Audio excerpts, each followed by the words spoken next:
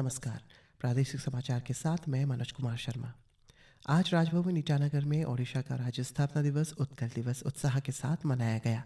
इस अवसर पर राज्यपाल lieutenant general retired K.T.. Patnaik ने राज्य के ओडिशा समुदाय के साथ कार्यक्रम में भाग लिया। राज्यपाल ने अरुणाचल की प्रदेश की ओर से ओडिशा के लोगों को हार्दिक शुभकामनाएं दी है। उन्होंने इस बात पर जोर दिया है कि विभिन्न राज्यों के राज्य दिवस का आयोजन सभी में एकता की भावना को बढ़ावा देने के साथ ही अरुणाचल प्रदेश में काम करने वाले समुदायों के साथ गहन जुड़ाव का अवसर भी प्रदान करता है। उन्होंने कहा है कि इस तरह के आयोजनों से उनकी उपलब्धियों, चुनौतियों एवं राज्य की प्रगति में उन सभी के योगदान को समझने में मदद मिलती है।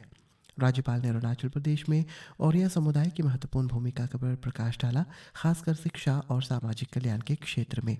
अपना आभार व्यक्त करते हुए राज्यपाल ने उनके योगदान की सराहना की और आशा व्यक्त की है कि दोनों राज्यों के बीच स्थायी सद्भावना विकसित अरुणाचल के दृष्टिकोण के तहत अरुणाचल प्रदेश को और अधिक विकसितता की ओर ले जाएगी और मजबूत बनाएगी। समारोह में ओडिशा के समृद्ध परंपराओं को प्रदर्शित करते हुए सांस्कृतिक कार्यक्रम शामिल हुए।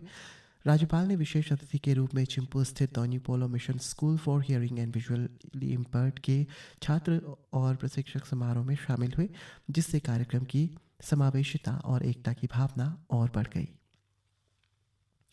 मुख्यमंत्री पेमा खांडू, गृह मंत्री मामा नातुंग, राज्य भाजपा अध्यक्ष कालिंग मोयोंग एवं विधायकों द्वारा कल शेरगांव में रिवर रांचिंग कार्यक्रम के तहत देशी मछलियों की आबादी बढ़ाने एवं संरक्षण को बढ़ावा देने के उद्देश्य से खोरोंग खो नदी में लगभग 7,000 सोजोथोरिक्स मछलियां छोड़ी गई। यह नदी 2014 से एक गैर सरकारी संगठन गारुंग थुक के संरक्षण में है। मेघालय में आयोजित 2024 अंतर्राष्ट्रीय वाटर कॉन्क्लेव में इनके प्रयासों को मान्यता देते हुए सर्वश्रेष्ठ जल संरक्षित क्षेत्र का खिताब भी प्रदान किया गया। सभा को संबोधित करते हुए मत्स्य पालन सचिव भागे तारिक ने कार्यक्रम के महत्व पर जोर दिया और इसे राज्य के 11 और जिलों में विस्तारित करने की योजना की घोषणा की।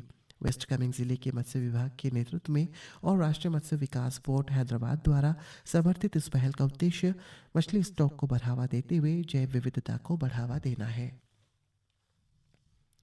उप मुख्यमंत्री चाउना मेन ने आज नामसाई के टेंगापानी में भारतीय जनता पार्टी की 46 चौखाम वाक्रो BLC अध्यक्षों और मंडल समिति की समन्वय बैठक में भाग लिया। उप मुख्यमंत्री ने कार्यकर्ताओं की सराहना करते हुए सोशल मीडिया पोस्ट में बताया कि चौखाम मंडल में सार्वजनिक मन की बात प्रशस्ति में दूसरा स्थान प्राप्त किया है, जो कार्यकर्ताओं के समर्पण को दर्शाता है। इस अवसर पर श्री मेन ने नव चयनित मोर्चा कल्याणकारी सदस्यों, मंडल सदस्यों, बूथ स्तर के अध्यक्षों एवं चौखाम इकाई के कार्यकारिणी सदस्यों की नियुक्ति पत्र भी सौंपे। Arunachal Pradesh public service commission के चेयरमैन प्रोफेसर प्रदीप लिंगफा ने आज राजभवन ईटानगर में राज्यपाल lieutenant general retired K.T.. Patnaik से मुलाकात की। APPSC के अध्यक्ष ने राज्यपाल को आयोग के प्रभावी कामकाज, आगामी परीक्षा कैलेंडर और चयन प्रक्रिया की दक्षता और पारदर्शिता बढ़ाने के लिए की गई विभिन्न पहलों के बारे में जानकारी प्रदान की।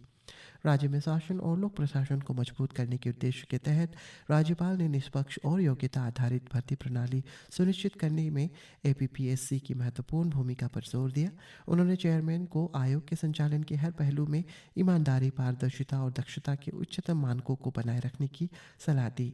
APPSC परीक्षा आयोजित करने से जुड़ी चुनौतियों पर राज्यपाल ने भर्ती प्रक्रिया को सुव्यवस्थित करने के लिए अभिनव समाधान सूझा, जिससे प्रतियोगी का लाभ उठाना और मजबूत सुरक्षा उपाय सुनिश्चित करना, साथ ही अन्य राज्य लोक सेवा आयोगों से सर्वोत्तम प्रथाओं को अपनाना शामिल है। APPSC की सचिव श्रीमती पारुल गौर मित्तर भी बैठक में मौजूद रही। जिला आपदा प्रबंधन प्राधिकरण ईस्ट सियांग द्वारा आज पासीघाट में सभी हितधारकों के साथ मानसून पर पूर्व तैयारी बैठक बुलाई गई।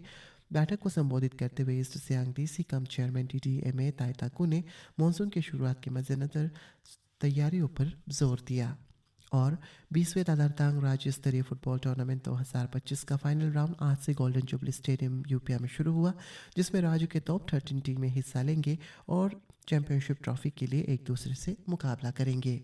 अरुणाचल प्रदेश फुटबॉल एसोसिएशन द्वारा आयोजित ये टूर्नामेंट राज्य का सबसे प्रतिष्ठित फुटबॉल आयोजन है, जो टॉप टीमों को अपनी प्रतिभा प्रदर्शित करने के लिए मंच प्रदान करता है। इसी के साथ ही समाचार बुलेटिन समाप्त हुआ। नमस्कार।